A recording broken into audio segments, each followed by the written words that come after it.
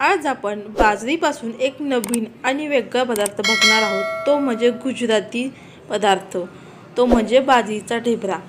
हो, आणि तो खूप हेल्दी, टेस्टी, स्पेशल नाश्ता होतो ह्याचा। तुम्ही हे 4 ते 5 दिवस टिकणारे बाजरीचे ढेबरे अवश्य छान राहतात हे बाहेर। हा बाजरीचा ढेबरा तुम्ही प्रवासासाठी सुद्धा नेऊ शकता आणि सोबतच आपण चटणी देखील केलेली आहे।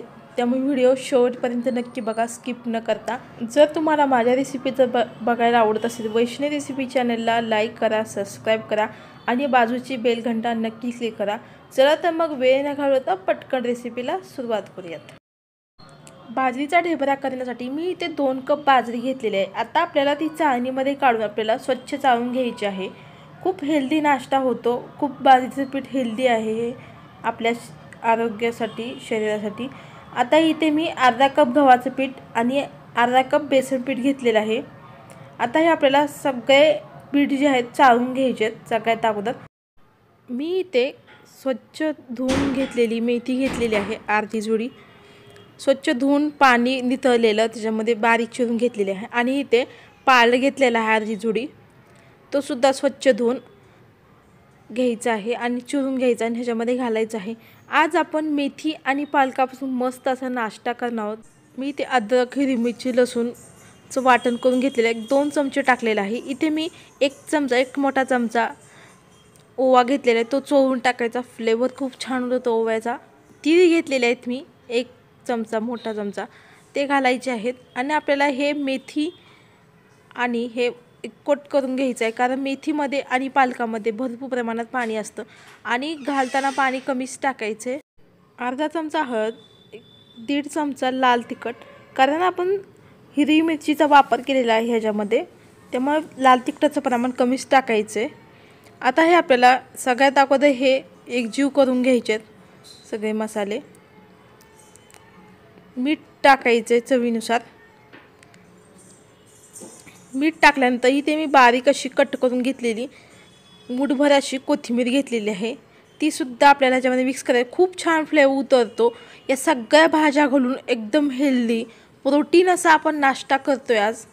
मुलंसुद्धा आवडीने खातील, इतका छान होतो हा नाश्ता। इथे मी 2 चमचे साखर टाकलेली आहे, पिठी साखर। तुम्ही या ठिकाणी गूळ देखील पाण्यामध्ये विरघळून टाकू शकता।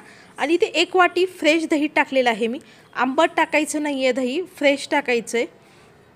1 वाटी टाकलेलं आहे। दह्यामुळे आणखीन ह्याची टेस्ट वाढते ढेबऱ्याची, एकदम मस्त असा आपला ढेबरा तयार होतो, सुपर सॉफ्ट असा। आता हे आपल्याला छान याला मळून घ्यायचं आहे। 3 ते 4 थोडं पाणी घालत मळायचं आहे, एकदम जास्त पाणी घालायचं नाही। आणि हे ढेबऱ्याचं पीठ मळताना घट्टच मळायचं आहे, सैलसर मळायचं नाही। आपण कणिक वगैरे कशी मळतो ना, अगदी तसं नाही मळायचं, कारण की आपण ह्याच्यामध्ये भरपूर भाज्या ॲड केलेल्या आहेत, त्यासाठी आपल्याला हे घट्टच मळून घ्यायचं आहे।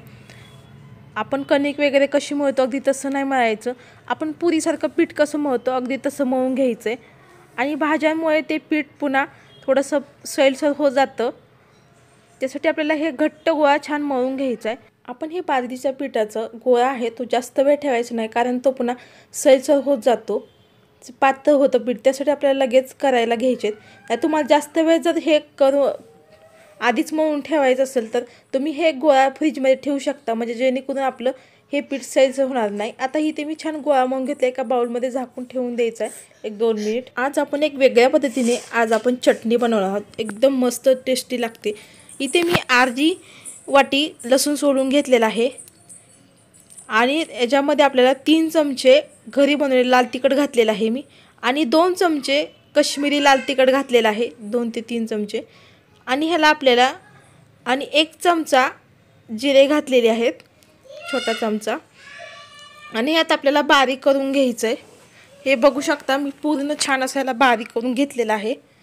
आता इथे मी पॅन घेतलेला आहे, छोटा पॅन, त्याच्यामध्ये आपल्याला साधारण 3 पळी तेल टाकायचं आहे। तेलाचं प्रमाण थोडंसं जास्तच ठेवायचं आहे। आणि ह्याच्यामध्ये आपल्याला हे आपण बारीक केलेलं मिश्रण जे आहे ते आपल्याला ह्या तेलामध्ये टाकून घ्यायचं आहे आणि ह्याला छान परतून घ्यायचं आहे, 2 ते 3 मिनिट छान ह्याला मिक्स करून घ्यायचं आहे तेलामध्ये। आणि याला तेल सुटेपर्यंत तेलमध्ये छान ह्याला परतून घ्यायचं आहे। आता इथे मी परतून घेतलेलं एक 2 ते 3 मिनिट. मी ते 1 कप फ्रेश दही घेतलेलं आहे आणि आंबट वगैरे दही घालायचं नाही, छान असं फ्रेश घालायचं आहे. आणि 2-3 चमचे पाणी घातलेलं आहे त्याच्यामध्ये मी आणि ह्याला शिजवून घ्यायचं आहे छान. आता दह्यामध्ये बघू शकता कलर टेक्स्चर पहा तुम्ही किती मस्त आलेलं आहे. अगदी 10 ते 15 मिनिटात ही चटणी बनवून तयार होते आणि खूप मस्त लागते ही लसणाची चटणी. आता चवीनुसार मीठ टाकायचं आणि ह्याला आपल्याला शिजवून घ्यायचे तेल सुटेपर्यंत. ह्याला आणखीन एकदा दही टाकल्यानंतर आता इथे मी 2 चमचे साखर टाकलेली आहे, मोठी साखर छोट्या चमच्याने टाकलेली आहे. आता आपल्याला मिक्स करून आपल्याला ह्याला छान तेल सुटेपर्यंत परतून घ्यायचं आहे आणि मधून ह्याला हलवत राहायचं आहे. बघू शकता कलर किती फार सुंदर आलेला आहे आपल्या या चटणीला. इथे अगदी 10 ते 15 मिनिटात ही चटणी बनवून तयार. खायला तर अप्रतिम चविष्ट लागते ही चटणी. ही लसणाची चटणी अगदी 10 ते 15 मिनिटात बनवून तयार होते. इतके वेळ लागते, इतकी मस्त चविष्ट तयार लागते. आणि हो, तुम्ही ही चटणी एकदा बनवली तर सारखं बनवा, तुम्हाला गॅरंटी देते. इतकी मस्त ही ढेबऱ्यासोबत चटणी लागते, तुम्ही नक्की बनवून पहा. तर इथे आता मी ढेबऱ्यामधून जो गोळा मळून घेतला त्याच्यामधून मी उंडे करून घेतलेले आहेत छोटे छोटे.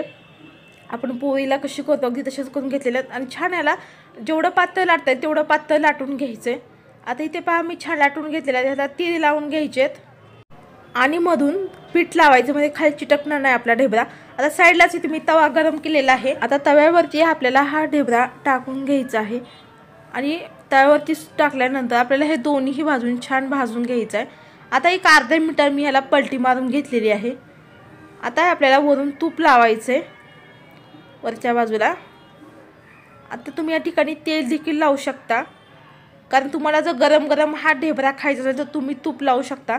जर तुम्हाला गरम नसलं खायचं तर तुम्ही तेल लावा, कारण तूप जे आहे थिजतं, त्यासाठी आपल्याला इथे तुम्ही तेल देखील लावू शकता. तेल लावल्यामुळे सुद्धा छान टेस्ट लागते. तर वरच्या बाजूने सुद्धा आपल्याला तूप लावून घ्यायचं आहे. आता याला दोन्ही बाजून छान खरपूस मस्त असं भाजून घेतलेलं आहे.